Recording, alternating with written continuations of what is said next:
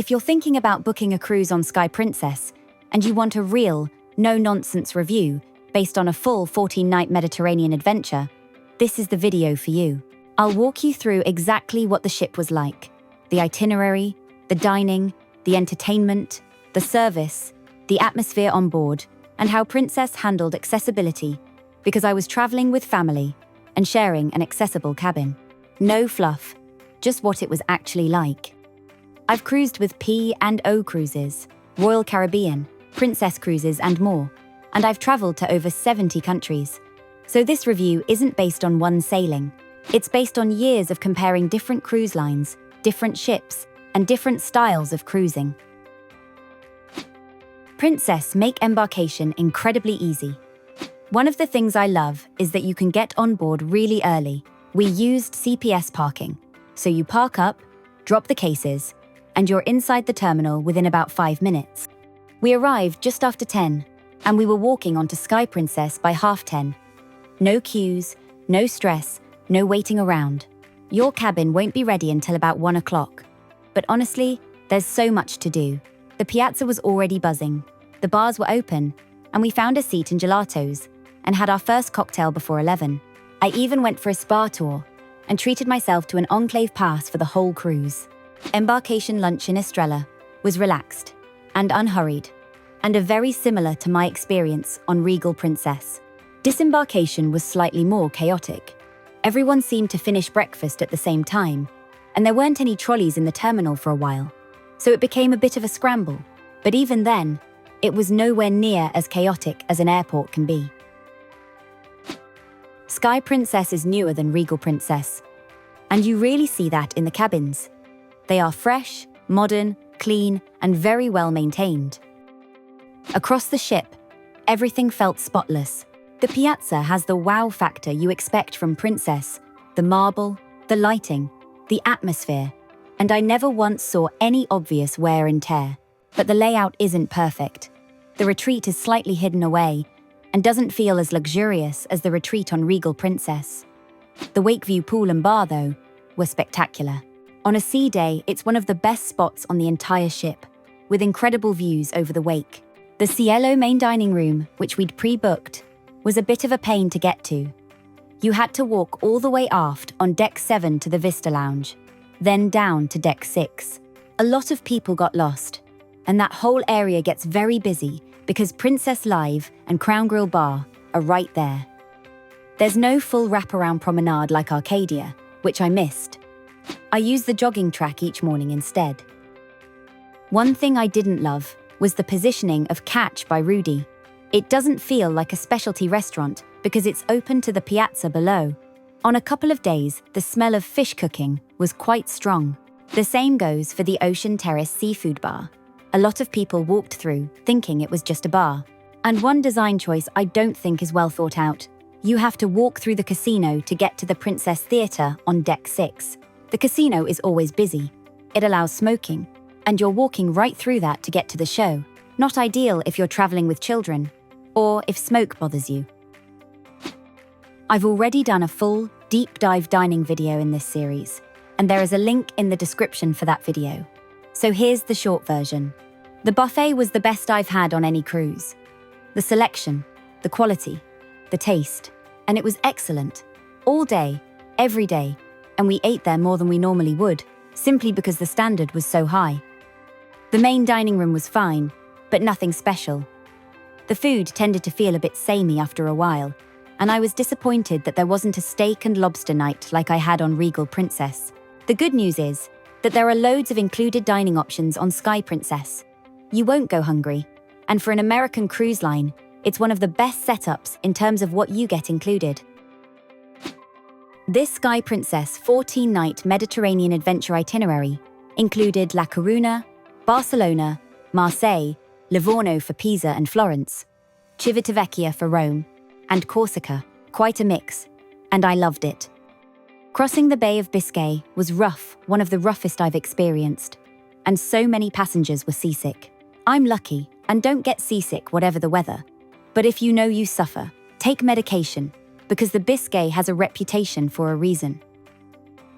Princess Shore excursions are extremely expensive, so we didn't book any. We did DIY in every port. I've been to these places before, so I took the opportunity to explore at my own pace. Some ports need paid shuttles, others are free. I'll go into full detail about each destination later in the series, when I publish my Mediterranean Ports of Call guide. One thing to note about this itinerary is the rhythm. There were 7 sea days in total, 4 of them at the end, back to back. And earlier on, we had 5 ports in a row, including Rome and Florence on consecutive days. It would have been nice to have a break in between. The itinerary also changed because of the weather, and Corsica was moved earlier in the trip. I actually liked that they adapted rather than cancelling a port. And a reminder, if you're doing DIY excursions, allow loads of time. Someone was late back in Civitavecchia and missed the ship. There was always something happening on Sky Princess. The production shows were excellent, especially Five Skies, and the singers were outstanding. Voice of the Ocean was brilliant too, but get to the theatre early. It was full every night, and some people arrived an hour before showtime. Live music was everywhere. The Piazza, Crown Grill Bar, Take 5, silent disco nights, karaoke, bingo, enrichment talks in the theatre, and we even had Halloween during the sailing, which Princess went all out for. Loads of passengers dressed up, and the kids did trick-or-treating around the ship. Movies under the stars often had either films or football on, and the casino was constantly busy. The only thing missing for me was a proper quiet space. The service on Sky Princess was the best I've had on any cruise. Staff were friendly, attentive, and genuinely lovely. And staff at the World Fresh Marketplace buffet brought tea and coffee to the table.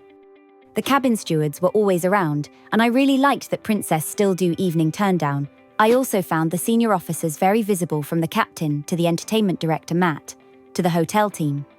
They were always out talking to guests. One thing that really lifts the service on Sky Princess is the Medallion tech. Your cabin unlocks automatically, staff greet you by name, and you can order drinks anywhere on the ship through the app.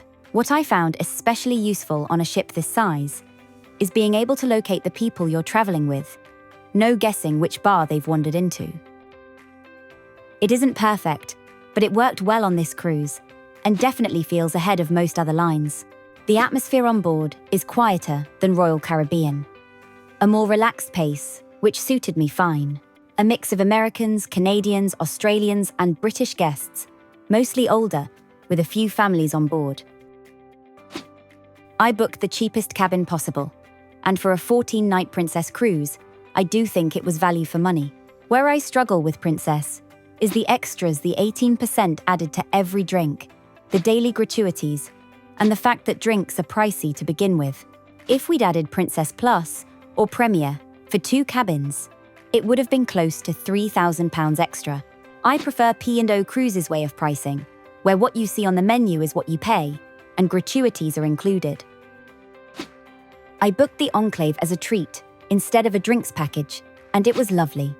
I took one of the spa deals that included the pass and 2 treatments. I used it most days, usually in the evening when it was quieter, and it was very relaxing. I slept incredibly well afterwards, but I'll be honest, by the end of the cruise, I was a bit bored of it. It's a lovely one-off treat, but I probably wouldn't do a full cruise pass again. Princess do accessibility really well, and this was something I really appreciated traveling with my mum, who uses a mobility scooter. The accessible cabin was spacious, the door was automatic, and the wet room was genuinely well designed. Getting on and off the ship was easy, and staff were always quick to help. The only thing I'd note is that the theatre filled up early, so if you need accessible seating, it's worth arriving ahead of time. But overall, Princess made the whole experience completely stress-free. If the main dining room food had been a little stronger, this probably would have been the best cruise I've ever been on. Even so, this was a really memorable trip. The itinerary won't suit everyone, but I personally loved the mix, and getting a bit of winter sun in the Mediterranean was a real bonus.